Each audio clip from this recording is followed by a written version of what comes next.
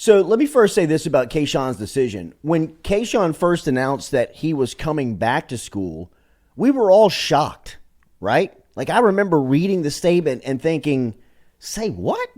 Like, this is coming hours, a day after he had just made a play against the top defense in college football that I think everybody was wondering whether or not he still had, right? Like, the last time we saw Kayshon prior to his junior season, he was scoring a touchdown every 4 catches in college football. Seriously, that was the stat. Every 4 catches, he was scoring a touchdown until he got hurt at Kentucky. I mean, think about it. I mean, nearly every time he touched the ball last season, he led the country or led the league in touchdowns for 3 weeks after he was hurt. I mean, like, he didn't play for 3 straight weeks, and he was still on the top of the ledger line of the stat sheet in the Southeastern Conference. I mean, he was doing things that was very abnormal, right, for the game. He was doing things that you looked at and said, wow, he's so much better than everybody else out there that it's almost not even funny. I mean, like, I was in Pasadena. I'm sure a lot of you were, but I mean, he was running through the Rose Bowl UCLA defense as if it was like a video game. Now, that was the only thing that was working for LSU that day, but Kayshon was standout. It was beautiful. And then coming back for his junior year, you wondered, was he going to be able to recreate that? Was he going to be able to make those similar type of plays after an offseason of 2 surgeries on an ankle, foot, for a wide receiver, an explosive type player? How's that going to play out? And for 11 games, you saw only small flashes of his ability. And then on the biggest stage for him against a nationally ranked defense that has pros everywhere, he catches an in route and turns it into 60 yards and looks vintage Kayshon. I mean, he looked like a freshman, sophomore type Kayshon where he could just catch it and change the scoreboard no matter where he was. And when he did that, I thought to myself, he's gone. He's just answered every single question that people were curious about and wondering if he still had in the tank. And there he is making the play against that defense on this stage. He's gone. So when it was announced that he was coming back, I was really surprised. I mean, I got to be honest. I was, and I think that even our reaction here, once the announcement was made, would back that up. I mean, we were stunned. Yeah, we were really kind of like, wow.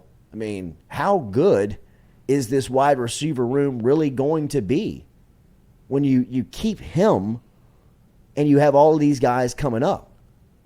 Well, now 2 weeks later, the discussion has changed in that wide receiver room, and you've taken 2 real high-quality players, now with Kayshon announcing that he's going pro and going to the league, and then ultimately Jack Besh, deciding to transfer within that window and leaving, all of us curious.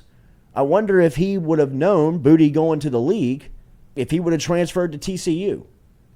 Who knows? Maybe we'll find out one day, but, I mean, I think the tweet speaks volumes as to what happened, right? Sure. I mean, he led to some speculation around, it felt like Kayshon making the decision to come back led to Jack Besh's announcement to leave. Had it gone the other way, Jack Besh is still a Tiger. Because at the end of the day, when you look at it, nobody really liked LSU more than Jack Besh.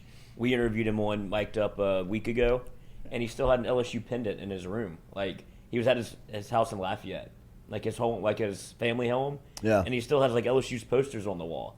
Like, so he didn't want to leave, but I feel like the decision when Kay said he's coming back, he was like, "There's not enough touches, and the wide receiver room's too good. Yeah. I'm gonna go make my money at TCU because I want to go to the league as well. So you take your talents to the Horned Frogs and go and get like targets." Yeah, that's what it came down to. There's only one ball.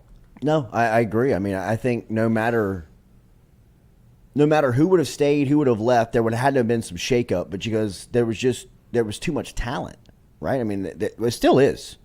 It still is. Oh, it's loaded. I mean, the room is still absolutely jam-packed with talent, but now there's more opportunities for maybe some younger guys to play. Obviously, some extended roles now. I think, really and truly, I think going into next season, I think Brian Thomas is your number one threat. We got to go Malik. No, I know Malik Neighbors is there. I'm going Malik But in terms of just. I think you've got two quality number one type receivers in Thomas and Malik. I really think that both of those guys can be number one wide receivers on any team in the league. And you've got them on both of, you've got both of them on one roster. What I'm saying about Brian Thomas is I expect him to make the biggest leap because of the opening now.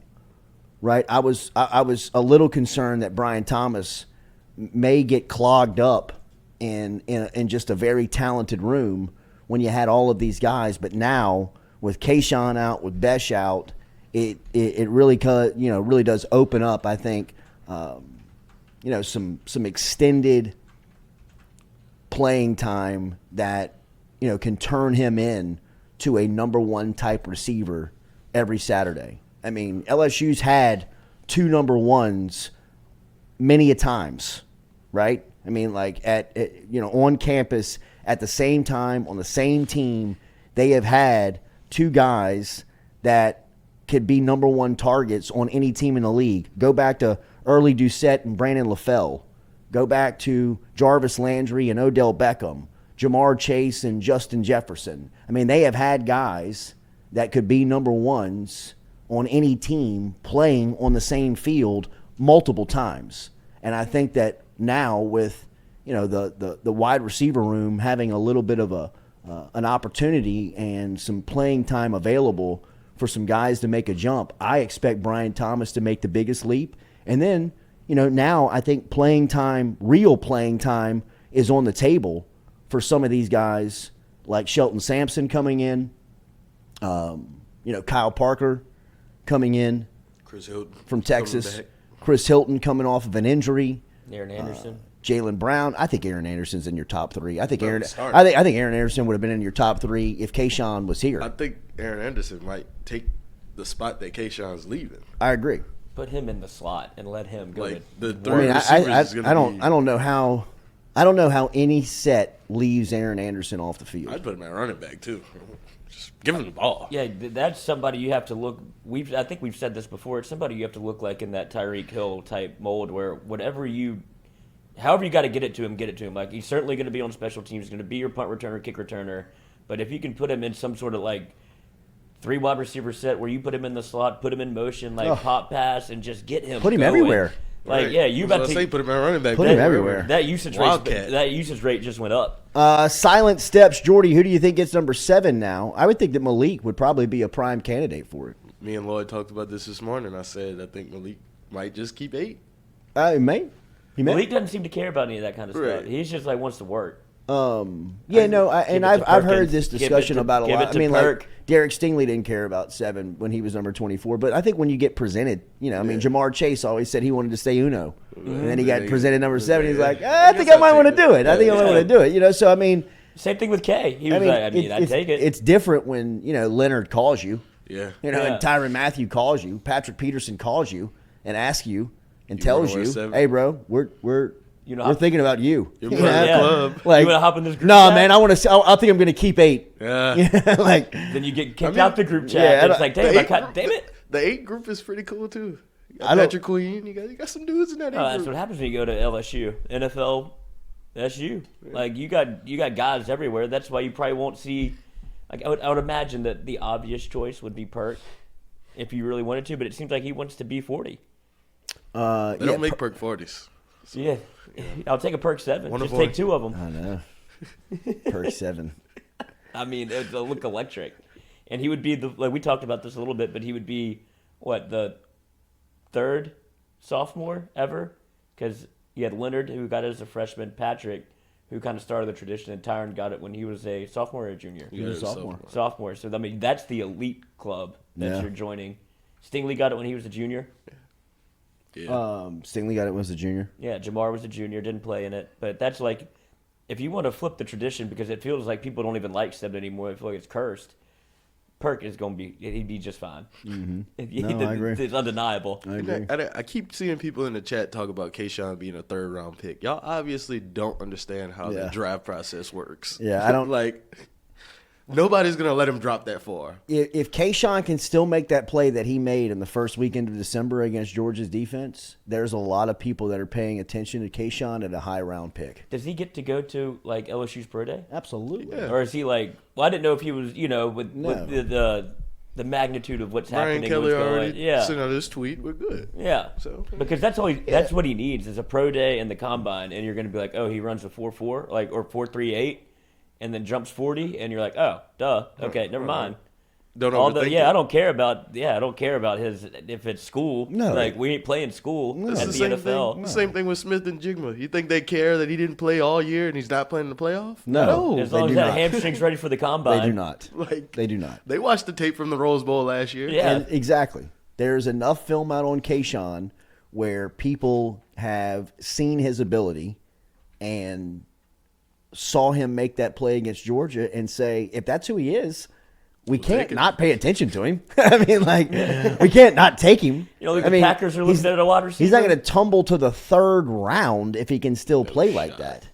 There's no chance way. he falls out the first. Yeah, for sure. But then, 2nd round for sure. But then you talk about you get into that 2nd round territory, you get to like the Chiefs or somebody who really knows how Or to like use Lake them. First, yeah. Right. And Yeah. it's just like, oh shit, he's on the Eagles now. Sean Payton and the Saints. Exactly. It's just like God, because you have a more like mercurial pick my for God, LSU dude. fans. Like this is it. Now they're drafting LSU guys, and it's Kayshon. Like I thought you don't do receivers in the first round, Sean. Yeah, it just feels like LSU fans are kind of done with the Kayshon experience. So if he moved on to the Saints, it would just be funny.